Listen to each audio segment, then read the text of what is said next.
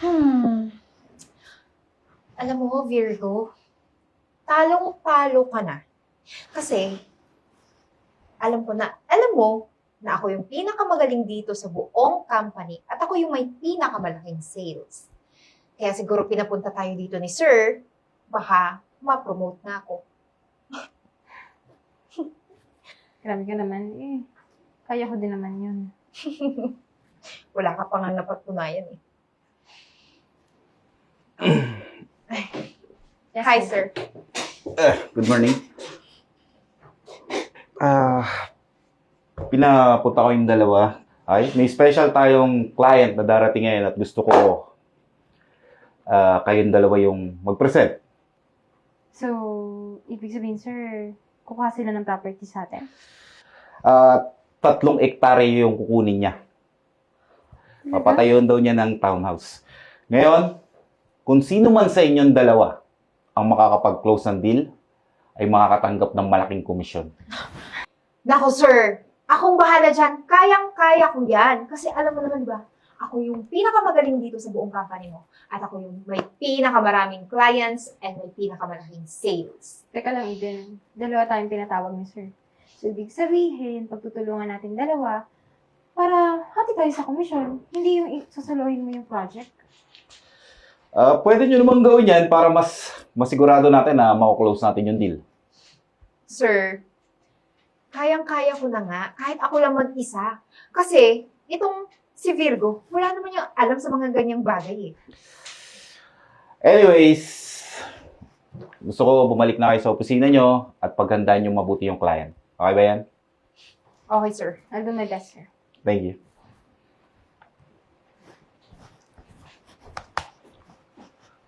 Marimar, can I have drinks?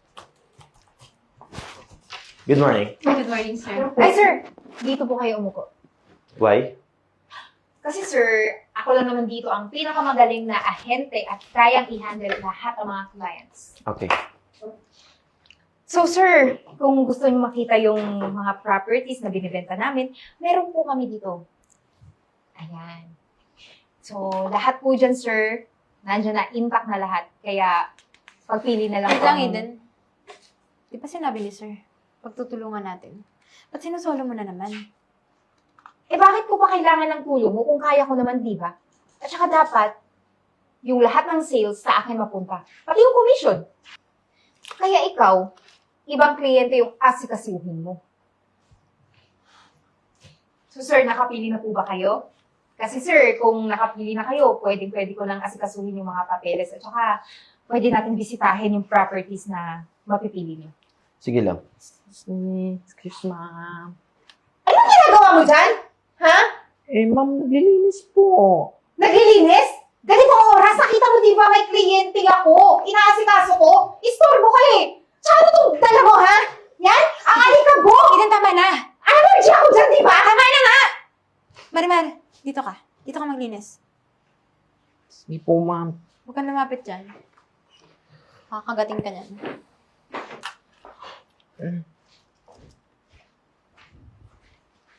Tatayin pa talaga kung maglilinis. Ito medyo malikabok. Good morning, ma'am. Ayan! Ganyan mga klaseng tao ang kailangan mong asikasuhin. Tignan mo, yung postura, pang mahirap, halatang walang pambayad. Ganyan. O, asikasuhin mo na! Oh, hindi ka nga. Sorry, sir. Sorry talaga sa kasamahan ko. Pero wait lang Marimar, ginagawa mo. Itigil mo muna yung paglilinis. Umupo ka dito, manood ka. Kasi ititrain kita kung paano makakuha ng kliyente, ha? Malay mo, soon, makapag-apply ka ng bilang ahente dito para hindi ka nalalait ng isa dyan dahil janitress ka lang. Eh? Paano yun mahahire? Eh, wala naman yung pinag-aralan. Walang alam sa mga ganyang bagay kahit turuan mo pa ng 10,000 beses. Kinakausap ka ba? Eh, bakit pa? Sir, I'm sorry. Sorry talaga sa storbo. Ano ba klaseng properties yung kailangan nyo kunin, sir? Do you want, lupa lang or gusto mo meron na ding nakatayong bahay? Maliit lang naman gusto kong lote. Mga 200 square meter lang para lang dun sa aming dalawang mag-asawa. Para sa inyo na asawa nyo. Kung gusto nyo, sir, meron kami dito romantic na place na tinatamaan ng Ay, sunset. sir, mawalang galang na. Lumipat po kayo sa akin. Kasi kapag ako nag-asikaso sa inyo, mabilis kong matatapos yung mga papeles. At pwede na natin bisitahin agad yung properties na mapipili nyo. Kaya dito na, sir. Excuse me, sorry Alam mo, sa totoo lang, nakapamili na ako. Pero hindi pa ako kukuha ngayon eh. Bakit, sir? May problema po ba? Yung ugali mo. Siguro, next month na lang ako kukuha. At, syempre, ayaw kung ikaw mag-assist sa akin. Kay Miss Virgo ako.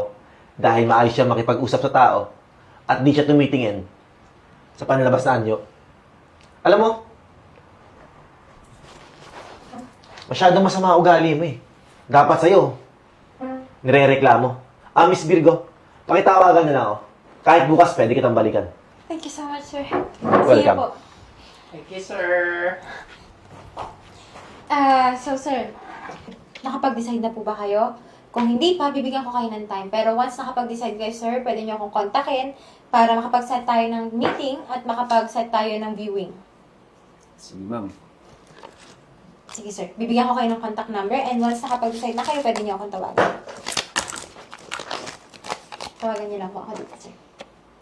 Thank you, ma'am, Thank you po. Thank you, sir. Nakita mo yun, Mariman? Oo nga, mami. Dalawa agad yung na-close ko na Proud kaya. ako sa iyo, ma'am. Manahimik nga kayong dalawa. Alam mo ikaw, Virgo, sinasabi mo ako'y nanunulot ng kliyente? Eh, kitang-kita naman, di ba? Ikaw, nagbabait-baitan ka. Para sa'yo pumunta yung kliyente. Eden, hindi ako nagbabait-baitan. Talagang demonyo lang yung ugali mo. Hindi ko kasalanan kung lumipat sa akin yung kliyente mo dahil nagustuhan niya yung ugali ko. Hindi pa nanulot yun. Ang tawag doon, customer service. Customer service? Baka sip-sip. Nagpapapapel, nagpapabida-bida, nagmamagaling. Ang sabihin nyo, nainggit lang kayo. Huwag ka nga sumagbat! Hampas lupa ka! Kaya nga janitress ka, wala kang pinag-aralan eh. Tama na. Tumatawag si sir. Yes, sir. Punta kayo dito ni Eden sa office ko. Okay po. Kami doon sa office niya. Very much na ka natin. Humanda kayong dalawa.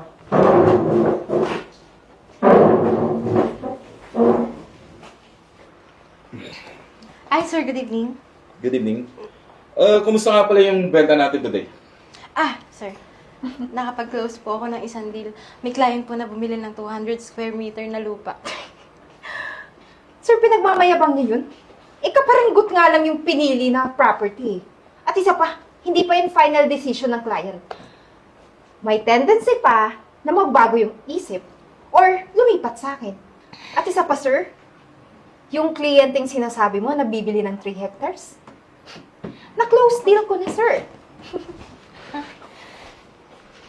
Nagsisinungaling si Eden, sir. Hoy, ba't ka sumasagot dito, ha? Ano bang alam mo dito? Dihama ka lang na janitress na walang pinag-aralan kasi bobo, mahirap, at dugyot. Sa ating tatlo, alam nating lahat kung sino yung totoong nagsisinungaling dito. At ikaw yun. Dahil si Ma'am Virgo naman talaga yung naka-close ng deal ng client. Wait, Excuse me? wait lang. Anong ako? Wala naman ako na-close na 3 hectares. Hindi naman dumating, sir, yung client mo eh. Totoo, nagsisinungaling si Eden kasi hindi naman po dumating yung client mo na bibili ng 3 hectares. Sir, teka lang. Huwag kayong maniwala sa kanila. Lalong-lalo na dyan sa janitress na mukhang kabayo. Ay, wow! Excuse me, Miss Eden. Yung sinasabi kong bibili na ng 3 hectares na lupa? Si Marie Mariette. Ha? Teka lang. Ano Sir, ba? teka lang, sir. Paano nangyari yun? Eh, janitress lang yan. Wala yung pambayad. At isa pa, wala sa katiting yung sweldo niya sa kinikita namin. Miss Eden, nanalo lang naman si Marimar sa loto. At pinili niya mag-invest dito sa company natin. Yun ang totoo, Miss Eden. Kaya lang, hindi ko pinagyayabang yun. Kasi pinag-isipan ko kung saan ko gagastuhin yung pera ko. At dahil nagtatrabaho ako dito sa real estate, marami akong nalaman kung saan mas magandang pag-investan yung pera ko. At nalaman ko na magandang mag-invest sa lupa. At lubos din ako nagpapasalamat sa iyo, Miss Virgo. Kasi dahil sa iyo, marami akong natutunan dito na mas maganda mag-invest ng lupa. Naku, Marimar, congratulations, nanalo ka pala. Bakit hindi mo sa akin na lang ipaasikaso yung properties na bibilhin mo? Miss Eden, I'm so sorry ha. Pero alam naman natin dalawa kung bakit hindi ba. Kasi mas maganda kay Ma'am Virgo kaysa sa'yo. Kasi yung attitude mo, medyo tagilid tayo eh. Oo, aminin natin na tagilid yung mukha mo. Pero sa attitude talaga ako nagbabase. I'm so sorry. Excuse me, hindi tagilid yung mukha ko. Baka yung mata mo. Ano ka ba, Eden? Sa lahat ng masamang ugaling pinakita mo kay Marimar, nakarinig ka lang ng konting pera, kukunin mo na agad siyang kliyente. Gusto mo sa'yo siya bumili? Grabe talaga kapal na mukha mo, no? Anyway, at may isa pa akong good news. Isa sa inyo is magiging CEO ng company na to. CEO, sir? Of course. Kasi nagtayo na tayo ng isa pang branch sa US and doon ako ma-assign. I know, sir. Ako yung mapro-promote, di ba? And congratulations, Miss Virgo. Ikaw yung napili namin para maging CEO ng company na to. Thank you so much, sir. Sir, bakit siya? Dapat ako, di ba? Kasi ako ang mas maraming kliyenteng na ibigay sa'yo, ako ang mas maraming naambag dito sa company mo. Kung hindi dahil sa akin, dubog na tong company mo ngayon. Bakit, Miss Eden? Sa tingin mo ba hindi ko alam yung nangyayari dito sa company? Yung ginagawa mo? Alam mo, mas mabuti pa siguro maghanap-hanap ka na ng bagong malilipatang trabaho. What you mean? Tatanggalin niyo ako? Ha? I mean, you're fired. At ngayon, isa na naman pong magandang kwento ang ating natunghayan. Ngayon, ay nanunood po kayo dito sa POTG Studio at nakitaan nyo ng magandang aral ang kwentong ito. Alam nyo kung anong magandang aral ang nakuha? Dapat maging mabuti tayo sa ating kapwa empleyado. Huwag maging mapanling lang. Maging mabuti. At marunong makipagsundo.